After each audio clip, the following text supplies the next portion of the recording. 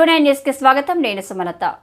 మహబూబ్ నగర్ జిల్లా ఎమ్మెల్సీ ఎన్నికల సందర్భంగా నారాయణపేట జిల్లా కేంద్రంలో స్థానిక ఎంపీటీఓ కార్యాలయంలో ఓటు హక్కును వినియోగించుకున్న Makthal MLA Vakiti Srihari, Narayanpet MLA Parnika, ZP chairman Vanajamma.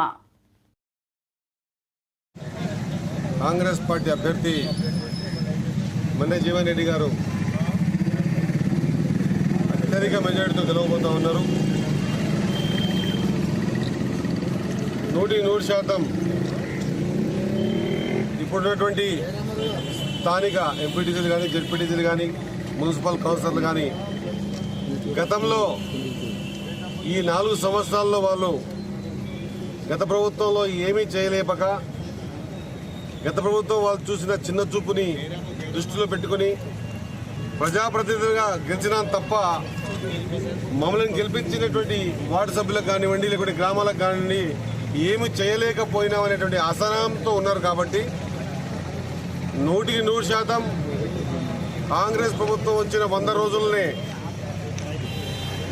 ప్రతి గ్రామానికి, ఉదాహరణగా తీసుకుంటే మక్తల్ నియోజకవర్గంలో ఈరోజు 3 మున్సిపాలిటీలు తప్ప మిగతా ప్రతి గ్రామంలో 5 నుంచి 12 లక్షల వరకు సీసీ రోడ్లు కార్యకర్తలు, ఆ గ్రామ ప్రజలు అవసరమైన రోడ్లు వేసుకోవడం జరిగింది.